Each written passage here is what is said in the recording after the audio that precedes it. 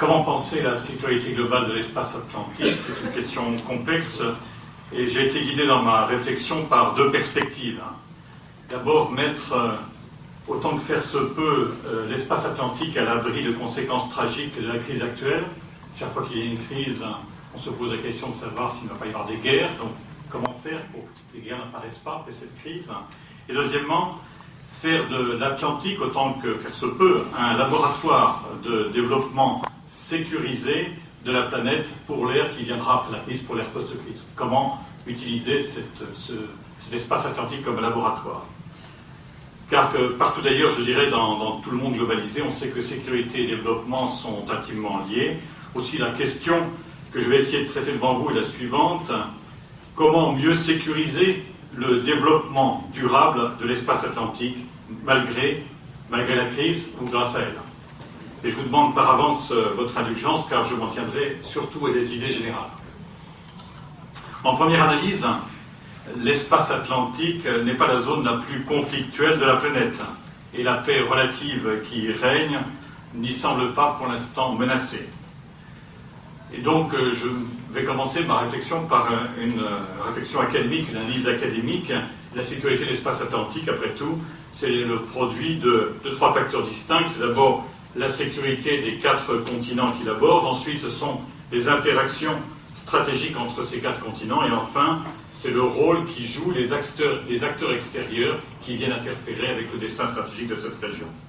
Quant au développement, chacun sait qu'il va à son propre rythme dans chacun des compartiments de l'espace atlantique, et chacun voit qu'il ne s'oppose pas dans les mêmes termes au nord et au sud de l'Atlantique, à l'ouest américain, à l'est européen, et également dans l'espace africain. Et chacun voit aussi que le développement de l'espace atlantique n'a pas encore su tirer parti du potentiel de complémentarité de la zone, ni de la relative sécurité qui y règne, et qu'il est confronté de façon très différenciée à la crise du fait d'une certaine asymétrie. Je vais revenir là-dessus.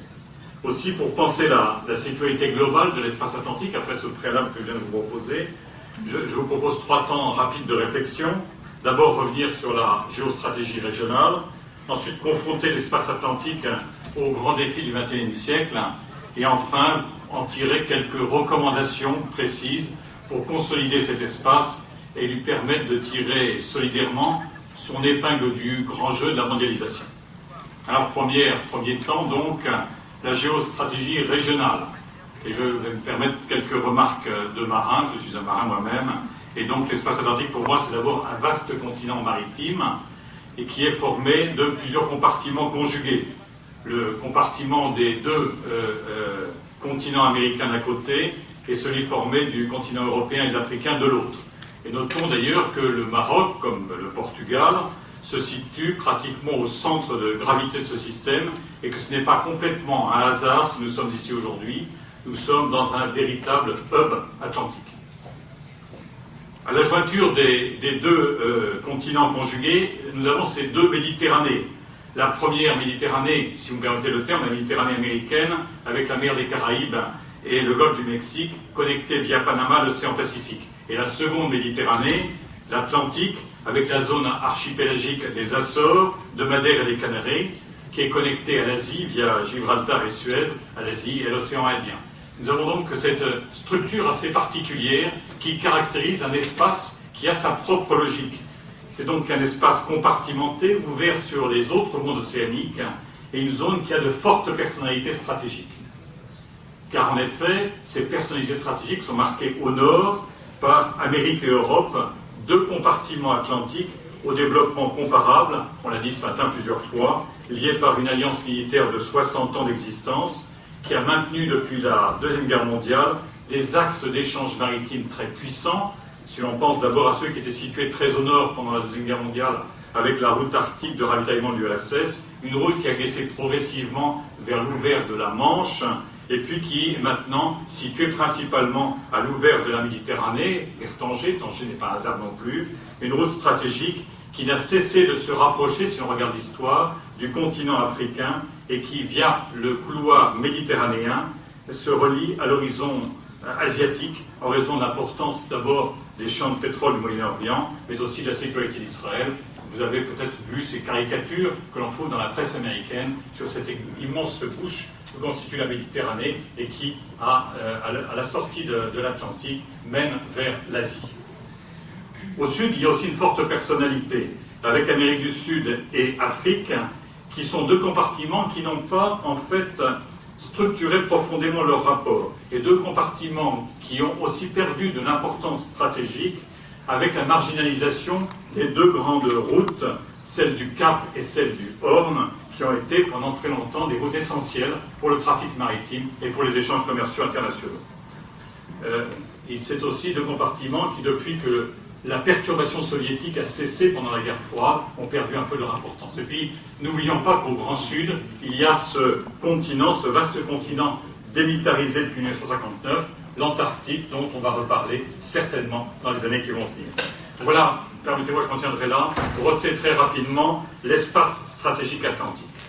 Venons maintenant un peu aux questions de sécurité de façon générale. Et je vais les considérer, je dirais, en interne, continent par continent, en externe, dans les relations entre les continents, mais également dans le jeu des acteurs extérieurs. Je vais faire là aussi un très bref survol qui va expliquer la relative stabilité stratégique qui règne aujourd'hui. Dans la première catégorie interne, du continent par continent, je constate que l'insécurité concerne aujourd'hui surtout l'Afrique. Car en Amérique et en Europe, les questions de sécurité ne se posent plus en termes de guerre ou de véritables tensions interétatiques depuis la fin de la Deuxième Guerre mondiale et depuis la fin de la guerre froide.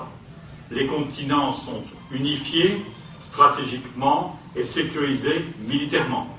En Amérique du Sud, le continent d'ailleurs a commencé à se penser stratégiquement il y a longtemps, dès les années 40, et j'ai relu avec intérêt des documents comme le Projeto Continental do Brasil, du colonel Travessos, un document qui date des années 38 et qui montre qu'on avait bien pensé déjà le continent d'Amérique du Sud dès ce moment-là. Les questions de défense dans l'Amérique et dans l'Europe se sont régulées. Les tensions interétatiques, qu'elles soient de souveraineté ou d'influence, sont aujourd'hui bien construites par le droit international et qui gèrent également les compétitions politiques et économiques. Elles n'ont plus de réelle dimension militaire. Reste que dans ces parties, il y a encore des défis radicaux qui sont posés par des dissidences politiques criminalisées par le biais des drogues. C'est vrai en Amérique du Sud, chacun le sait. Et ces dissidences politiques dopées par la drogue peuvent demander des réponses militaires, policières et économiques à coordonner régionalement. On observe aussi que pour des raisons d'autorité stratégique régionale et de contestation idéologique peut-être, on voit se redévelopper une certaine forme de course aux armements qui va, sur la base d'une rampe pétrolière, raviver la tension que Cuba a créée très longtemps dans la Méditerranée américaine. Et puis, il y a pour tous, dans ces compartiments que je viens d'indiquer, cette question des vulnérabilités collectives liées au terrorisme et aux activités criminelles que l'on tente de régler par la solidarité et la coordination policière internationale, sous l'impulsion notamment américaine. La dernière administration avait lancé cette guerre globale contre le terrorisme et il en subsiste la méthode et l'esprit. Reste donc le continent africain et ses questions de sécurité endémiques qui sont alimentées souvent par l'instabilité politique interne et la fragilité d'États qui sont encore jeunes et qui n'ont pas encore établi la totalité de leur autorité administrative sur tous les territoires dont ils ont la charge et qui n'ont pas réussi parfaitement encore à gérer l'ensemble des populations, parfois hétéroclites, qui composent les nations qui sont en constitution. Et donc les conflits ouverts, ils prolifèrent, et c'est là qu'on trouve le plus grand nombre de victimes de guerre ou de victimes de violences armées depuis la fin de la guerre froide. Il est inutile de citer ici l'ensemble des conflits passés et présents qui sont aujourd'hui présents dans le continent africain. Chacun en souffre ici certainement. J'ajouterais qu'il y a aussi ce développement nouveau d'une piraterie. Ce matin, on évoquait la piraterie du golfe de Guinée, dont les actes aujourd'hui représentent le tiers de ceux que l'on trouve dans la corne de l'Afrique. C'est donc un développement important et nouveau auquel il faut être extrêmement attentif. Pour conclure, je dirais ce bref survol de la sécurité des continents, je dirais que nous avons une grande disparité dans la situation du développement, une véritable asymétrie. Dans la catégorie des relations intercontinentales, je n'irai pas très loin.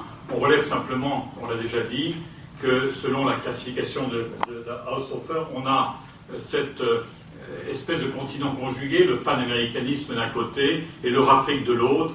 C'est cette conjugaison que l'on trouve entre le nord et le sud qui fonctionne assez bien et qui lie les destins de sécurité des continents dans cette espèce de tranche de verticalité stratégique qui a été souvent théorisée, sur laquelle je ne reviens pas.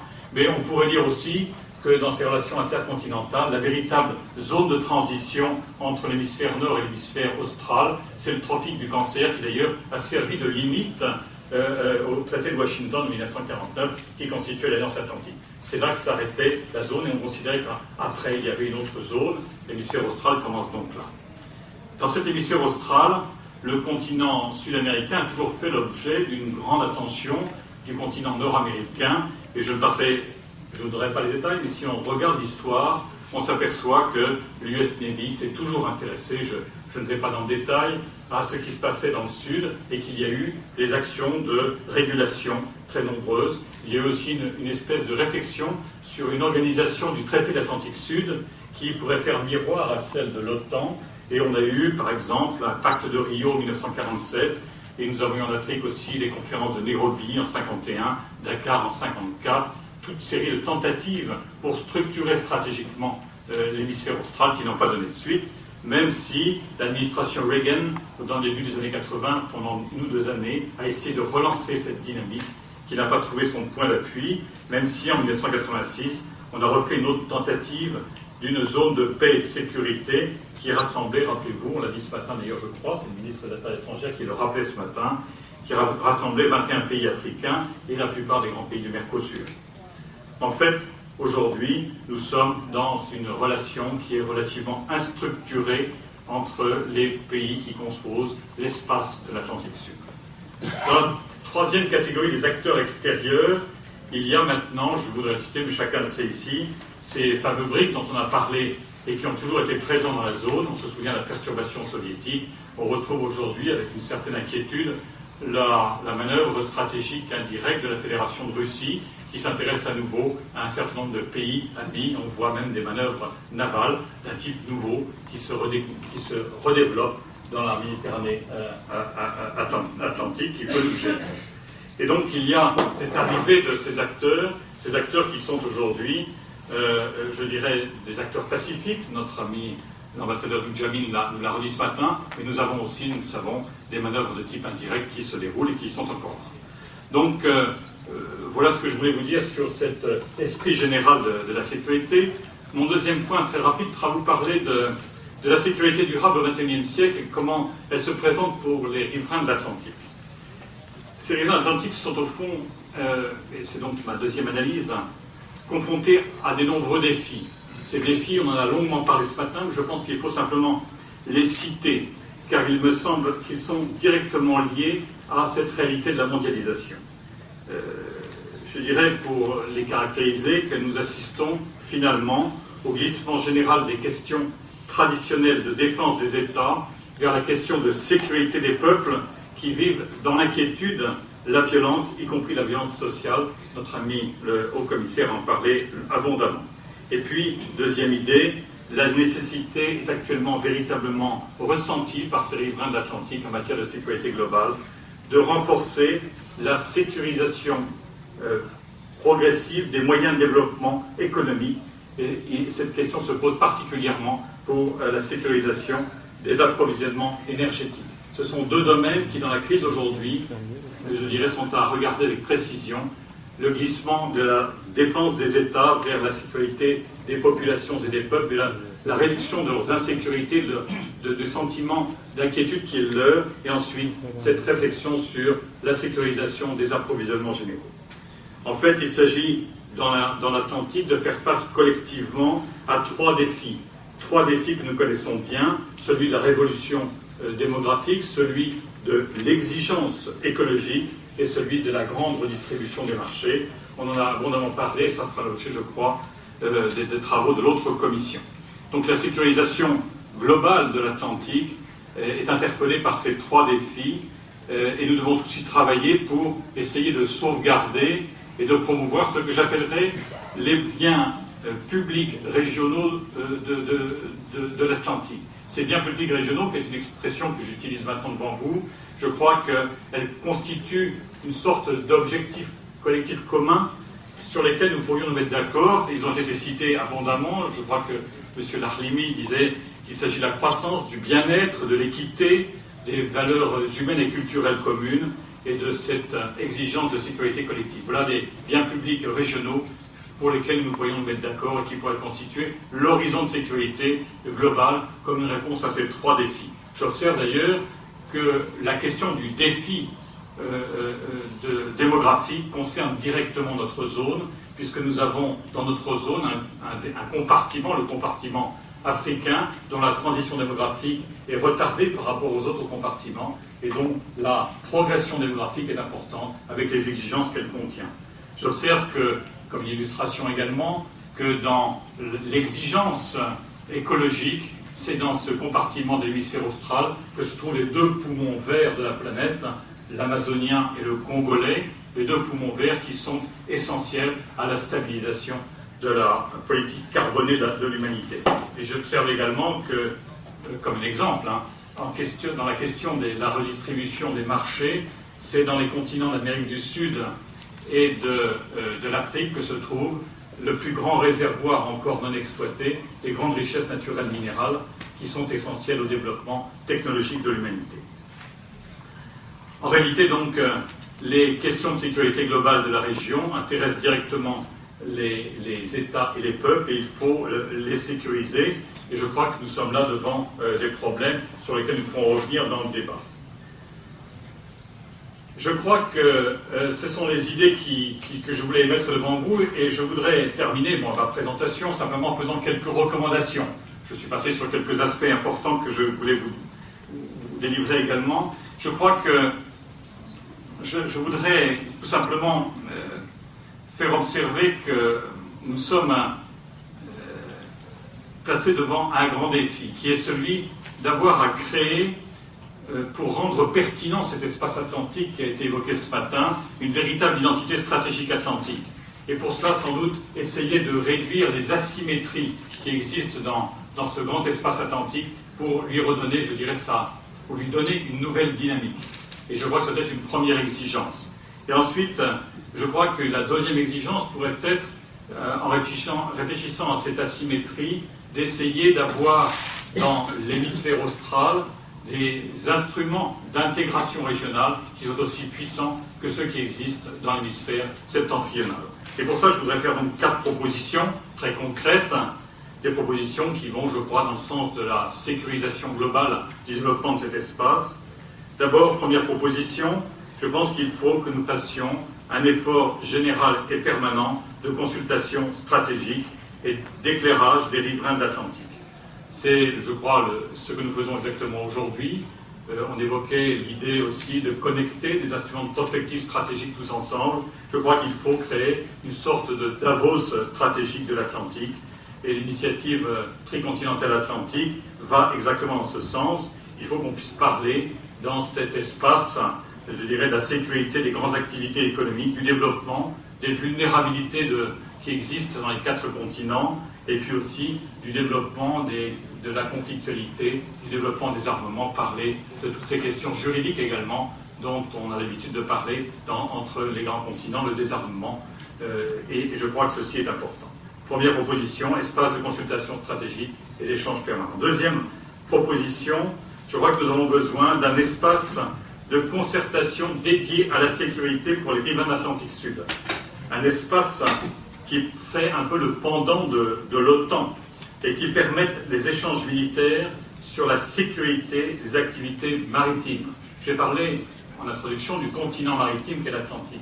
C'est un continent qui a besoin d'être sécurisé dans toutes ses activités, et je crois qu'il y a là une réalité qui est très précise. Nous avons un développement d'activités criminelles tout autour de ces côtes de l'Atlantique, et spécialement dans l'Atlantique Sud. Il faut y travailler. Et je crois que c'est ceci qu'il faut faire à Malacca, en Somalie. On s'est organisé, organisons-nous. Troisième proposition, nous avons besoin, je crois, très simplement, et ceci est valable très classiquement entre les continents, d'un instrument de coopération militaire au profit du continent qui est le moins structuré, peut-être, le continent africain, et dans je dirais, dans les échanges que nous avons déjà développés tous ensemble entre continents, à la recherche d'une meilleure capacité collective de maintien de la paix.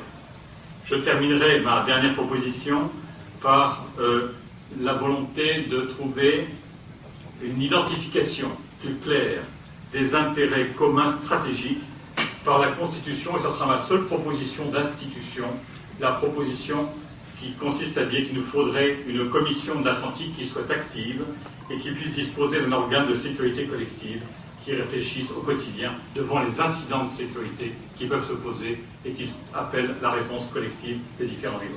Je m'en tiendrai là, pardon d'avoir été un peu long, il fallait brosser le paysage.